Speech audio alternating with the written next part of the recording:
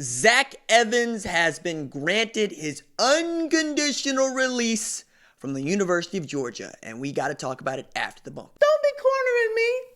Hold up. Time. You got to help me with that corner What's up, kinfolk? It's RJ Young. I am not on step milk. Consider hitting the like and subscribe button because I upload a video every single day. So it's college football related, sports related. We have a good time. And today, we got to talk about five-star tailback Zach Evans and the wildest recruitment since Jamar Chase ended up at LSU. You'll remember Jamar Chase once was committed to, or wanted to commit to play Kansas. David Beatty nearly wrapped a cardboard box around Jamar Chase.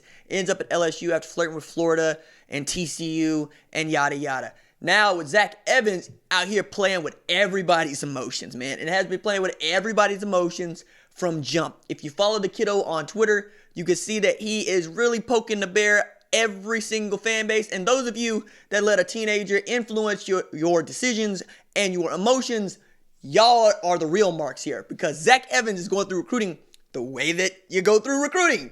Would you say, tell me something nice, tell me something good, tell me something nice and good. And he gets to say that because he's the number one running back in the 2020 class. And as much as you'll talk mad noise about him and you'll call him all kinds of names, you would love it if he played for your football team because he's the five-star tailback with over 1,600 yards. Yes, 1,600 yards on 127 carries. Zach Evans is a cheat code. Just go check out his huddle film. Huddle film is just ridiculous. It's stupid. But it also speaks to the kind of talent that's at North Shore. Now, I don't really expect Zach Evans to be taking looks at Texas or Oklahoma or Ohio State, but they were in his top five, which, Texas kind of just in there. But ampersand U, that'd be Texas A&M, and LSU feel like the leaders. But here's the thing. When you're signed to a national letter of intent, people can't recruit you anymore. But since nobody knew that he was signed to a national letter of intent, I wonder what was going on at the time because he was signed his national letter of intent. He was early enrolled. It goes to Under Armour All-American game where he backs out of making his announcement public, also was the MVP in that game, and told 247 Sports Reporter, I can't take any questions. I can't answer any questions about what's going on with my recruitment. I'm like, yo, king flex on it because that's just what you get to do. Now that he's released unconditionally from his letter of intent from Georgia, they have washed their hands of him. LSU, ampersand U, Oklahoma, Ohio State. Maybe y'all want to get in the mix. Now, Oklahoma has a really good carrot to get in the mix on this one because Jace McClellan was supposed to have the second running back spot in the 2020 class for them. He flipped commit to Alabama, signed over there. He's gone. Now, if you are Oklahoma, and your name is Jay Boulware, and you are the running backs coach at OU, you got to be trying to get Zach Evans onto campus because while Zach Evans cannot sign with a class through this 2020 cycle after national letter of intent, he can verbally commit and then enroll later and play football in 2020, for which I'm sure they'll put him on scholarship, wherever he decides to go. So this changes really nothing about Zach Evans except now, would he still early enroll with classes starting like next week? Or would he just go through school or sit at home, what have you? Like there's a lot of questions to be answered here. Mostly needed to be answered by Zach Evans, who last time this happened ain't talking to nobody. But in getting granted your unconditional release, one, it's cool to see Kirby Smart do that. And two, what happened? Right? Because last May, we all thought, okay, Georgia, Texas A&M. I thought Texas A&M from jump. He commits, signs Georgia. Doesn't tell nobody about it until after the fact when they're like, yo, dog, you can go. Whatever. You want your national letter of intent, we will rip it up in front of you. And again, this is like last year with Brew McCoy, who committed to play at Texas on national television. Then he enrolled at Texas, decided he didn't want to be at Texas, go to USC. He back at USC. I mean, it's teenagers. It's kiddos. It's what they want to do. Now, also, you can only pull this trick once. And it'd be one thing if it was Zach Evans who had been committed to Georgia the whole time. And that would have been more of a shocker, I think. But anybody who's been following recruiting and anybody who's been following Zach Evans and his mini visits officially, unofficially, everywhere, and also his career, know that This was always in play. And until you got him in pads, until he's got the jersey on and he's playing for your school, I saw what I would take from this. And that's the thing. Yes, Zach Evans wants to play for your school until your school is no longer the school that he's playing for. And that's what's fascinating. Like right now, the only school that I'm comfortable saying Zach Evans is going to play for, he did play for. It's called North Shore. It's a high school.